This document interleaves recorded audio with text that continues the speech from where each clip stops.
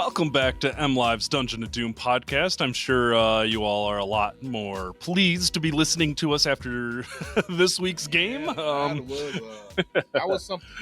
I am Ben Raven, and he is Kory Woods. What's up? What's up? The Lions win 52-21. They beat the Chicago Bears. They flash offensive fireworks with Ben Johnson standing on the other sideline when they needed it the worst after a dud last week, starting 0-1, 0-1 inside the division, and just like that, 1-1, 1-1 inside the division, and they reminded the Bears that you might have a good coach over there, but there's still a lot of work to do, man. You know, and what's crazy, and it's kind of weird to say this, but yes, the score was 52-21, and it still was not that close. Yeah. This was just a total domination by the Lions on both sides of the ball, and I honestly believe that had it not been for a couple of miscues in the first half, they could have at least put up. I mean, it's not crazy to say they probably could have put up a 70 burger.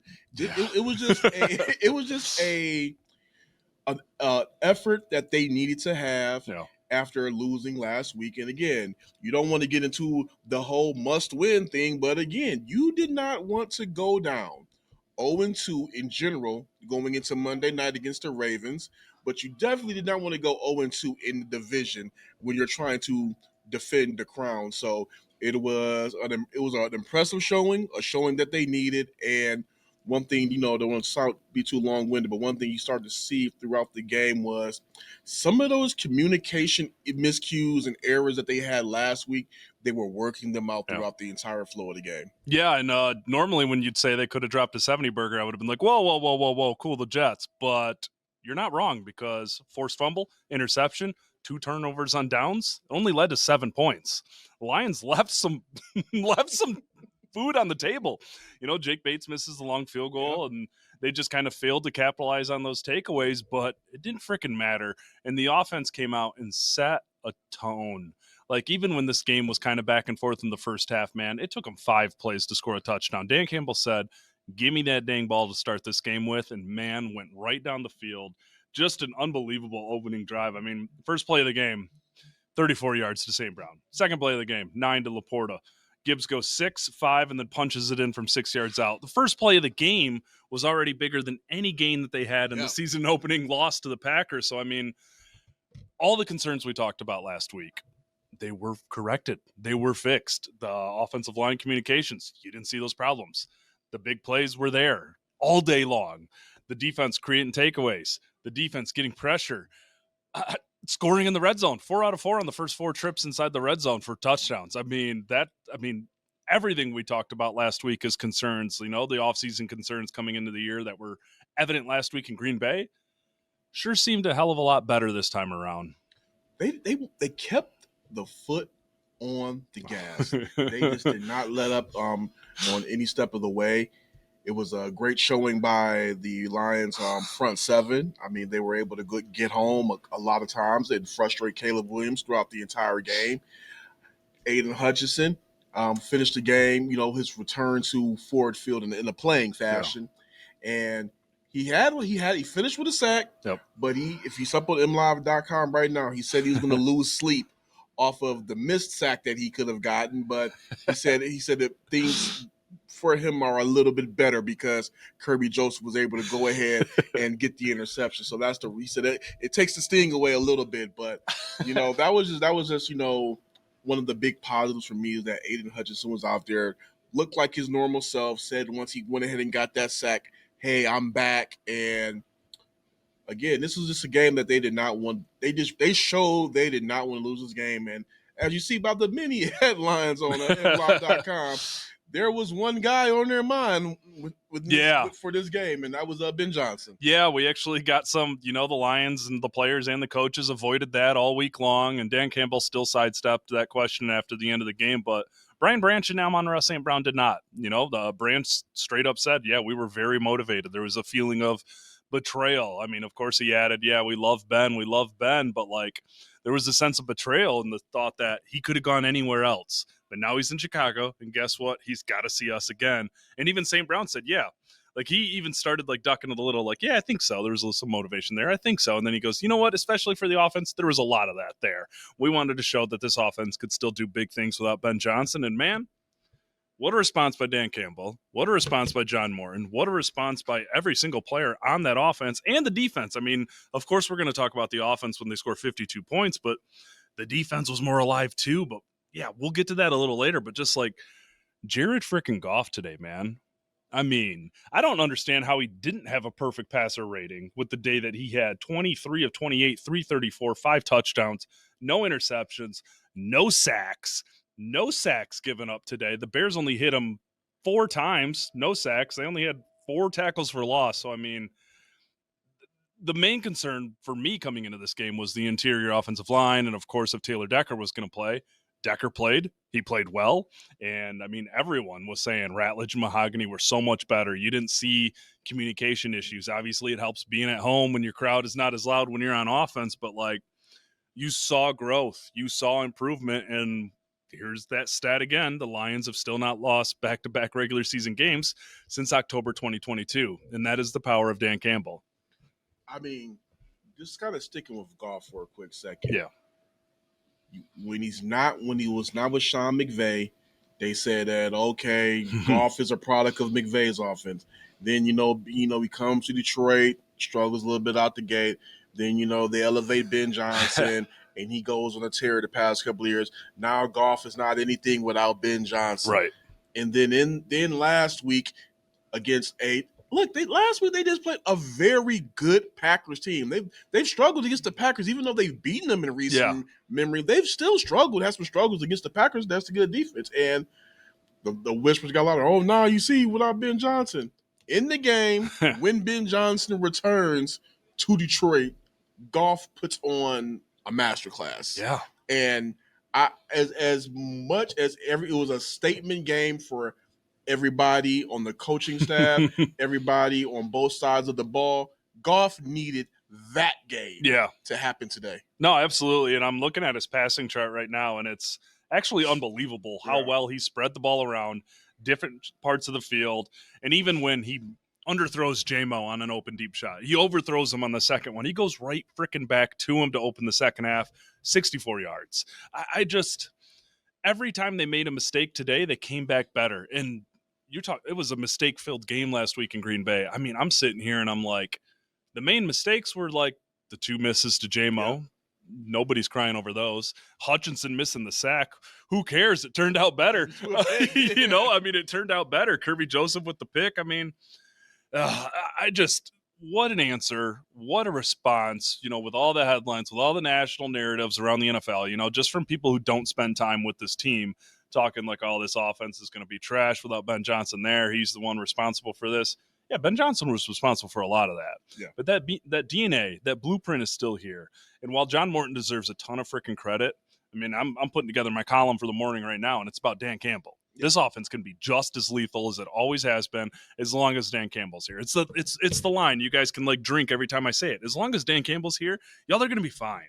Y'all, they're going to be more than fine. The way they bounce back after losses, the way they correct mistakes, the way they take stuff off of their players' plates to let them play fast, to let them do what they have to do to play like this. He does it. He finds a way. He is a true players coach. He is a true culture builder, and he does not get enough credit as an offensive mind because there was the finger on the pulse of what was working today. I mean, they were mixing it up, man. And I know there weren't like the flashy creativity. I mean, they ran an end around with Raymond, I believe it was, 2 handoffs to St. Brown out of the backfield. I mean, they were finding ways to mix things up. And the play that sticks out to me, what you said about keeping the foot on the gas, it's 45-21.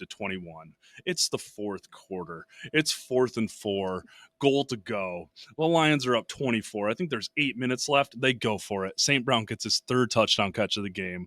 First time of his career that he had a 3 touchdown catch game. He's the first Lions player to have 100 yards and 3 touchdowns in a single game since Calvin Johnson did it, receiving in 2010 on Halloween.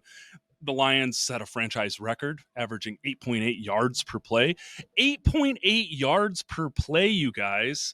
And we haven't even talked about the rushing attack, man. I mean, I know the standout plays were St. Brown and J-Mo and the defense making plays. I can't wait to talk about Brian Branch later, but Gibbs and Montgomery were awesome today. Yeah, they were. I mean, let's stick with franchise history, franchise Yeah, records. yeah. There's a lot. For the first time in franchise history, the Lions have produced a game with 500 plus total net yards, 5 passing touchdowns, and 2 rushing touchdowns. There's a lot of them out there. Oh, Greg, shout out if you're listening, man. He was busy on the stats today. There's like a meme of a guy just typing feverishly on the computer. That had to be Greg, because I mean, like, oh yeah, they were there. No, it's actually pretty unbelievable. I mean, the only quarterbacks in NFL history to complete at least 75% of their passes in 4 straight games, Jared Goff and Tom Brady. Not bad conversation to be in. Brian, oh my God. I mean, the 8.8 yards per play, that's unbelievable. That's almost a first down every time you snapped the ball. I just, the mixing of the pass and the run today was awesome. And that you can tell they made it a point. St. Brown's a killer.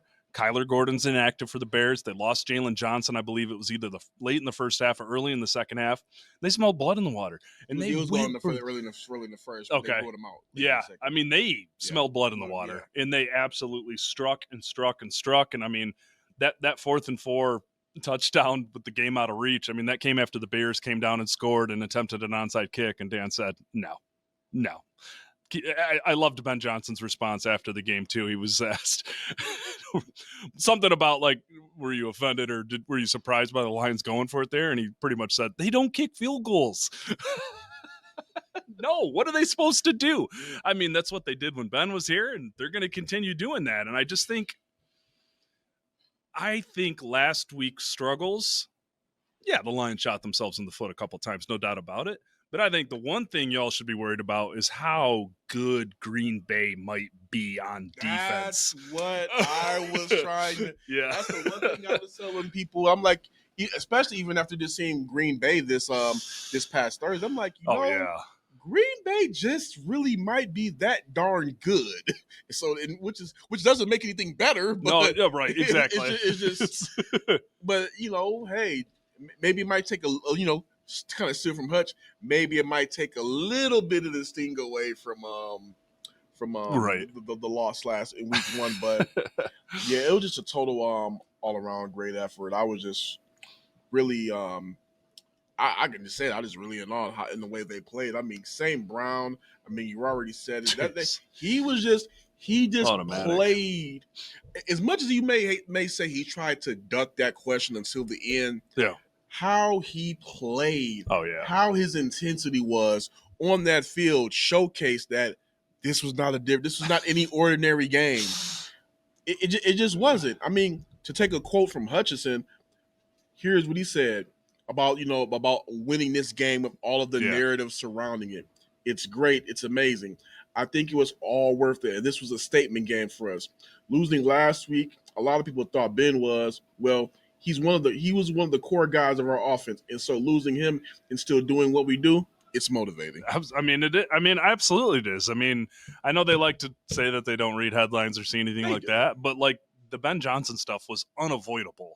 Whenever someone talked about this team, season previews, whatever, going into this game after last week's stud, it was all you heard. I mean, ESPN opened their Sunday countdown with the Jared Goff, Sean McVay, Ben Johnson stat and how he was like 318-1 or 317-1, whatever, without those guys calling his offense. Which and it's like fair because that's factoring in his rookie year, isn't it? I almost just dropped an F-bomb because it was so not fair. It's like the Jeff Fisher led Rams as a rookie, the worst team in the NFL the year before, and then he gets here in Detroit, 2021. It's a completely new front office. It's a completely new coaching staff. It's a stripped down roster. Are you kidding me? The top wide receivers going into that season were Tyrell Williams and Brashad Perriman. I mean, let's chill. I'm really curious to see what the narratives are going to be tomorrow because, again, a win is a win, but coming into this game, 52. There were all the narratives about Ben Johnson was going to expose the Lions defense because he knows them. And they got their stinker out the way. He's going to go ahead and put together a game plan that's going to just blow them out the water. Now, after this loss, there are some people saying, hey, you got to give Ben – I've seen it. Yeah. There you got to give Ben time and this and that. Well, I mean, you can't have it both ways. No, you can't. You just can't. And I'm just curious to see what those narratives are going to be tomorrow. I mean, there was narratives about John Morton, and look at what they did today. They had a record-breaking day for the franchise on offense, and even J-Mo, he was just like, you see what we did today. We, kind of paraphrase them. We scored 50. I mean, I don't know how many times we scored 50 under Ben. We did it once. Yeah. I know, but how many times do we do that? Yeah, and I mean, it was against the Jaguars and Titans last year. I mean, let's be real here. This Bears team had some outside hype coming into the year, and they're 0-2 in the division now, and they just got beat by 31 points. And it's good for the Lions. It's good that the Bears are behind that 0-2 gun in the division and not them. So, I mean, I mean, listen, I am just wholly impressed. I mean, I haven't watched the game back. Obviously, it's Sunday night. We're still at Ford Field, but like first glance, Tate Ratledge was mauling dudes today. First glance, Mahogany was clean. I already said Glasgow led a clean operation. Man, I mean, Goff did not get sacked. Was able to sit back there and pick things apart, and just the connection he has with St. Brown, the growing trust he has with Jamison Williams to keep going back there to find the shot. And I think the turning point of this game was some kid named Isaac TeSlaa at the end of the first half. TeSlaa, and I said it on X, and I'll say it again. His first two NFL catches are the best two NFL catches a player can have. We talked about the Lions having to find packages for him. I think that only just rings more true right now. He is a playmaker. That was a game-changing play right there. It was 21-14. It was 21-14. He makes that catch. There's some mass confusion about the clock. They said he caught it. There was a 10-second runoff. Left him with 6 seconds left. We asked Campbell after the game if he thought about kicking a field goal. He goes, no. But yeah, there were some great quotes on TeSlaa. Campbell joked around and was like, yep, that's it. Whenever we need a one-handed catch, put the kid in there. And he added again, like, he's going to get more opportunities. Like, he's made 2 huge plays. And I asked Jared Goff after the game, just like, how much does that help your trust with someone like that? Someone new to the operation where your only 2 targets to him are crazy one-handed catches. And he just said, yeah, knowing he can go up there and make those 50-50 balls and be dangerous when he's out there, there's more stuff coming. He said his route tree is going to grow. There's going to be run after the catch stuff that they're going to try and get him going. I mean, the kid's undeniable right now. I know it's 2 catches. It's 2 ridiculous catches. I mean, I know the last one last week in Green Bay was unconsequential. Today's was very consequential because the Lions got to go, instead of settling for a field goal, instead of whatever, 21-14 or 24-14, it was 28-14. That's a 2-score deficit.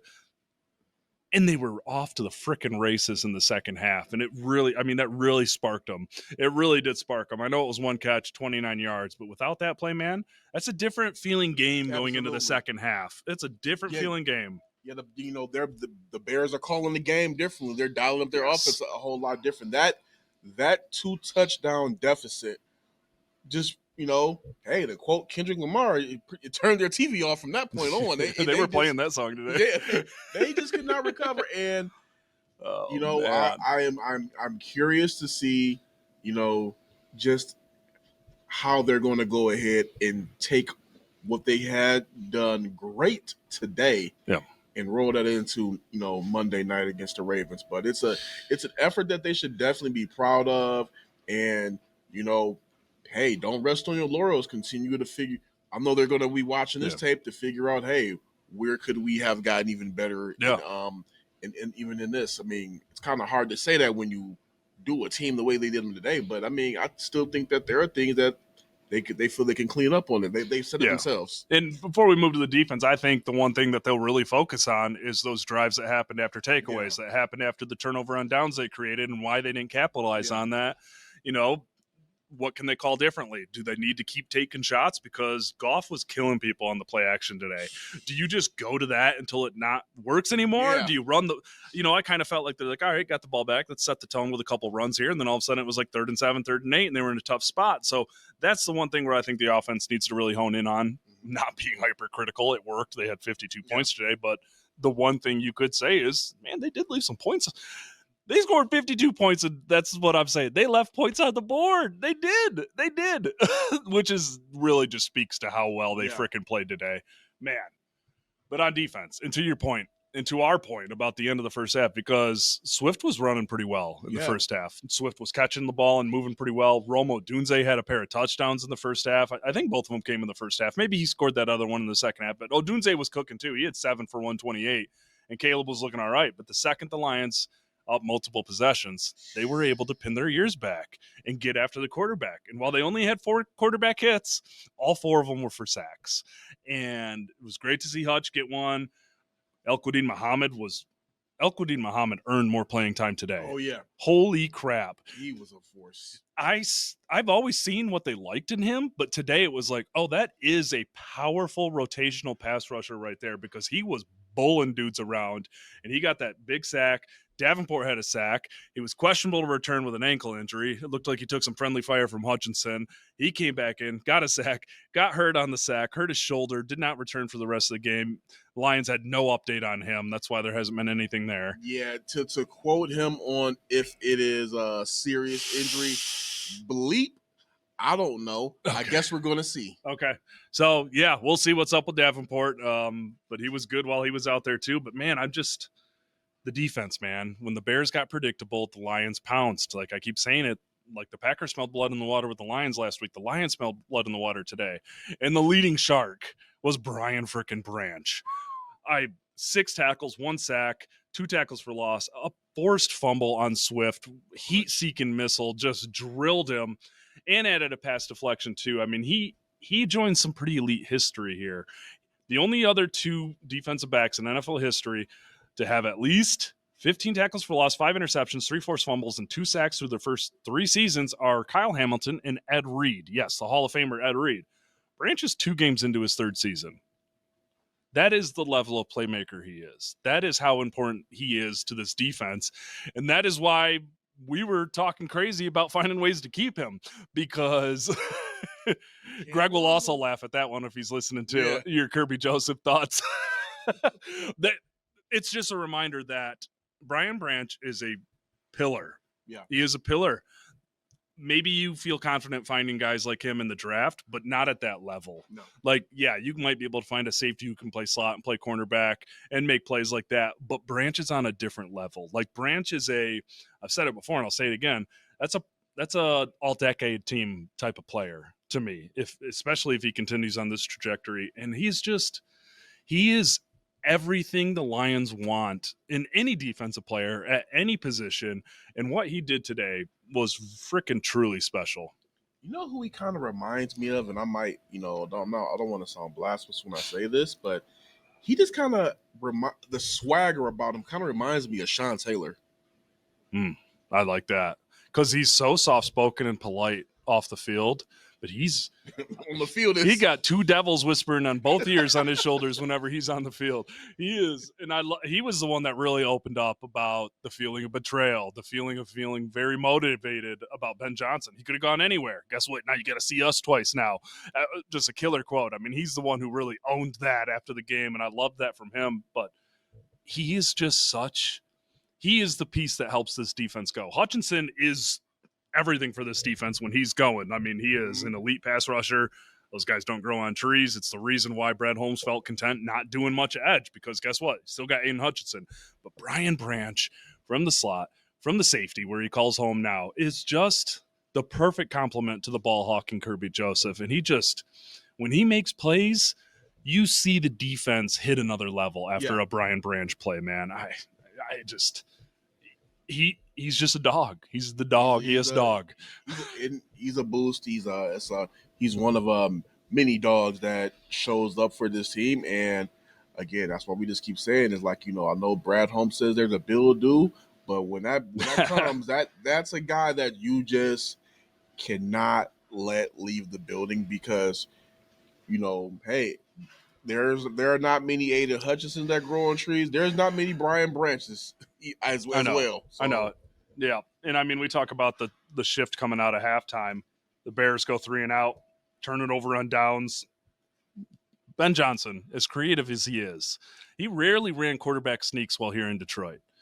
3rd and 1, quarterback sneak, nothing. 4th and 1, quarterback sneak again, nothing. Unbelievable. A punt, 5-play drive that goes 6 yards. They score their touchdown in the 4th quarter. But, like, the defense, the offense took advantage of all the opportunities in the second half, unlike in the first half. But the defense and what they were able to do and take away from the Bears, because after that Swift lost fumble, he was a non-factor. Yeah. I mean, he really was. And Caleb just kind of felt like he was running for his life a little too in the second half too. And I mean, the only guy that was making plays for that passing game, DJ Moore had a couple nice catches to keep play, but it was Rome Odunze or bust. I mean, we talked about Colston Loveland being a playmaker for them this week. 0 catches, 1 target. Cole Kmet, the other very good, versatile tight end for them, 2 for 29. I mean, they took away everything today.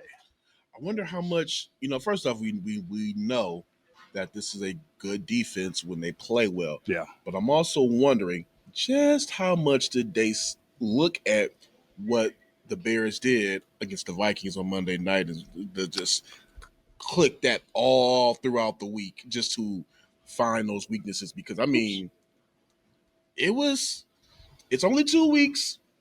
It's only Ben Johnson's second game, but they really did expose some major holes within this team. And they did. And the thing that the Vikings did well is that Brian Flores thing and sent blitzes on more than 50% of the snaps in the second half last week. And I think PFF had the Vikings with like 30 pressures.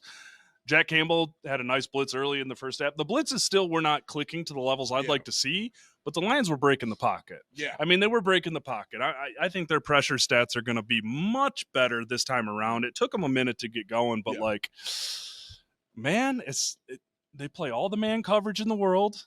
Sometimes you live by it, you die by it. And today they lived by it. I mean, it got caught in a couple spots, but how they came out in that second half, truly impressive stuff from Kelvin Shepard, too. We have not said his name yet, but that Ben Johnson offense, say what you will. I mean, they're a threat just because of what he's got in his bag. They opened the game with a direct snap to Swift and it was like, all right, here we go. And there wasn't much else, man. There really wasn't much else because the Lions, as Dan Campbell said, they didn't worry about trick plays. They focused on the bread and butter, and they took that away from Chicago. You got to give it to Kelvin Shepard, though. You saw the intensity from him during his presser this week. That was terrifying. Just like I said, he was respectfully intense, and you knew that coming into this game that they were going to play a lot better. Yeah. Now, again, they did have some rough spots in the secondary in the first half, but the second half adjustments, one thing that I believe that he really did learn from, under Aaron Glenn, just totally flipped the script of this game, and it was just they didn't pitch a shutout, but it was as close to it as you could. Yeah, absolutely. And one guy, Tyleik Williams, a first-round rookie today, I believe he had 2 big pass breakups at the line of scrimmage, pass deflections, and NFL Next Gen Stats has this kind of cool stat, average separation from the quarterback. It's a good stat to show you what the pass rush is doing. The league average at the time of the throw is defenders are usually 4.57 yards away from the quarterback. The Lions, after last week, had nobody beneath the league average, had 3 guys beneath it today, 4 guys beneath it today. Muhammad with the best number, 3.65. Wingo, 3.79, who made his not NFL debut, but season debut today. Wingo's a nice piece to have because he can do some of those inside-outside things they do.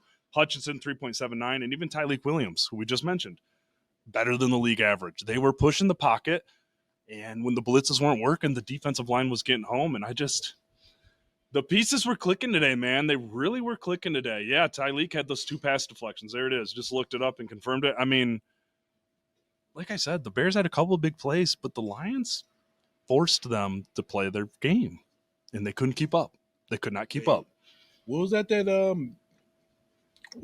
quote that, Dan had a couple of years ago on Hard Knocks, take teams out to the deep water and drown them? Yeah. That's exactly what they did today to the Bears. And, phenomenal effort. I am curious to see how they build upon this one. The one thing that I will say, though, is, Gibbs had a good day, but hey, it's just my one small critique on Gibbs. When nothing is there, just fall down. Oh, that one play. Oh, my God. Fall. He just kept running backwards. I'm like, man, are you going to run back to the 50? I mean, just fall. Man. Yeah, Gibbs on his on the big play that went 42 yards. Hit 22.3 hit 22.34 miles per hour. The Lions had 3 guys with 100 yards from scrimmage today. It was Gibbs, St. Brown, and J-Mo. When that happens, they're not losing. They're just not going to lose. And when the defense is locking it down the way they did, the way they came out in the second half, this is why we've been trying to say, even after last week, like I wrote my column and it's like, it's one game. There was going to be growing pains, and maybe the Packers are awesome, which they kind of look like they are. Yeah. That's the problem you should be worrying about. But like, there's too many playmakers on this offense, and there are too many guys on the defense to let that group struggle as badly as it is. Hutchinson's going to get his footing under him. He's going to make more plays. Had a sack today, had another chance that led to an interception. As long as Davenport is not out for a long time, I have a lot of faith in this defense because they trust those guys. DJ Reed, Terrion Arnold, Kirby Joseph, Brian Branch, and then the Amik Robertson, Derek Barnes rotation when they're in base D going to nickel. They don't just have the right pieces, they have the right pieces that fit together. Everyone complements each other. It was a total great team effort. The one person I do feel kind of sorry for is Terrion Arnold. Had his first pick locked down, and then boom, gets called back for roughing the passer. I got to go back and look at the actual play to see if that was a late flag or not. But in real time, it didn't look like it. Right. But Branch discussed that too. He said, I jumped and he still had the ball. He let the ball out and he ducked, and they said he hit him helmet to helmet, and he's just like, I don't know what else I could have done there. And he's like, I feel terrible. I owe Terrion. I'm going to get him one back because Terrion finally got an interception, celebrated in the end zone, and turns around and is coming back. Yeah, because I got to see that in real time because I'm like, I didn't see what he did wrong. When I'm like, roughing the passer, like, weird. Yeah. Well, more stats to get out of here. Aiden Hutchinson has produced a quarterback hit in 17 straight games. That ties a franchise record. He gets a chance to break it next week against the Ravens and Lamar Jackson. Oh, boy. The Lions are 12-0 in games that Gibbs and Montgomery both score touchdowns. That is a very interesting stat. And I believe Gibbs and Montgomery tied the NFL record for most games with the duo scoring a rushing touchdown in the same game. So they got a chance to break that one too. Oh, man. With all the talk about this offense, St. Brown and J-Mo go over 100 yards against Ben Johnson. It's only the second time they've done that in the same game too, which is pretty wild to me. And you know what? I will say this. I do think that we're about to see more deep shots from Goff to Williams because that trust is there. And I don't think there is really a lot of tape out still on that, being a real thing. And I think we're about to see that really get turned up to the max this season because, John Moran did say he expect to see more deep shots, with this unit. So just curious to see how they're going to go ahead and get that popped off. But I mean, when J-Mo gets behind the defense, it's curtains. No, it is. And you saw him kind of opening things up today. I mean, they came right out of the gates and took a shot. We'll do our midweek mailbag podcast later this week where we'll talk more about the Ravens game and everything like that. But vibe check, Ravens game. How are you feeling? Still, I would say I'm in the middle. Yeah. I feel a little bit better about it going into the game as far as looks like their communication issues are fixed. But I'm in the middle because we do not know the status of Marcus Davenport yet. Yeah. And they got a lot of their horses still, but when you have a guy that is that dynamic, you need your best edge rushers on the field. And if Davenport has to miss his game, that will give me a little bit of concern. When he was talking to us, he had his shoulder wrapped up in ice and was not really in the best mood to talk about the injury. Said understandable for him. Said he'll leave that to the coaches. Doesn't know the severity of it, but I mean, he didn't appear to be in any pain when talking to us or moving around the locker room. But again, you never know. You never know, and he doesn't even know. So that's where I said I'm in the middle. I'll say like if I had to, I'm just gonna say I'm in the middle. Yeah, the Ravens are an absolute unit. They are one of those teams I've mentioned that I put them in the camp of the Eagles of being the best built to handle the Lions. Like they just match up well at every spot. The Ravens also dropped 41 points today. And the most wild stat of that is Derrick Henry had 20 yards rushing and a fumble, and they still scored 41 points. That offense can beat you a lot more than one way. But I'll say this: if the Lions offense comes out like this, they got a chance to come out of Baltimore Monday Night Football with a win. This team reminded us who they are today. They are a team that comes back better than they were the week before. Mm-hmm. They are a team that can do it all on offense when it's clicking and the quarterback has time to do things. And I just think the more time this offensive line gets to play with each other, it really is as simple as that. You start to gel. You start to understand how guys next to you communicate. And when you make communication a focus, it's going to be better. Yeah. It really is as simple as that. I mean, Decker got asked that like 20 times this week, and he's like, it's just about talking more. Of course, it's not going to be what it is with the unit that was together for 4 or 5 years. Like, it just takes time. You saw a big step in the right direction today. Absolutely. The Lions are 1-1, Kory, 52-21. Welcome home, Ben Johnson. That's quite a welcome home. I don't know how he's going to feel. I mean, we know he's not feeling great on that trip back to Chicago, but I mean, the Lions got to be feeling good that they're the ones that are not down 0-2 the division, and you know they have a chance to go ahead and steer this in the direction that they want to go with the win over Baltimore. And yes, it's a good win to be able to build off of. Yeah. And you know, as Robert Porcher said, you know, regardless of what happened last week against the Green Bay Packers, he said that people still have to remember that the NFC North still runs through Detroit. The title is still here, and it's Detroit versus everybody. Yeah, and I would say the Lions are definitely feeling good based on their celebrations today too. You got Kirby Joseph pulling off the stumble bum, throwing passes to a big crowd. That was hilarious. If there we got to end on that. That was any more of like the cherry on the sundae. It's the stumble bum that Ben Johnson created, and against the Bears. Ran against the Bears. So, and then you got Amon-Ra St. Brown catches his third touchdown of the game, and then faking an injury for his celebration. Yeah, that one actually threw me off because I'm like, I know, I was like, what happened? He didn't get touched. Did he pull something?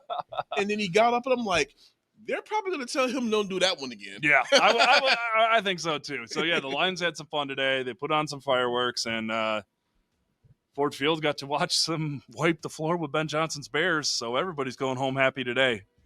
Like I said, even if they would have won week 1, this was the one game they could not lose. They could not lose the first meeting against Ben Johnson, and they didn't. And if they would have, the voices would have been even louder from the outside, and they've avoided that. And this was a game they needed to win with the tough schedule coming up. I mean, this is a much better spot to be in than 0-2 going into Baltimore. Yeah, absolutely. So, there you go, guys. Much more positive episode today. We'll be back later in the week with a later in the week mailbag podcast. It's a altered schedule this week with Monday Night Football coming up, but we'll probably still do that on Thursday. So we'll get some calls out for questions. Appreciate all you guys doing that. But Ben Raven signing off. Ben Raven and Kory Woods, your MLive Dungeon of Doom podcast. Peace.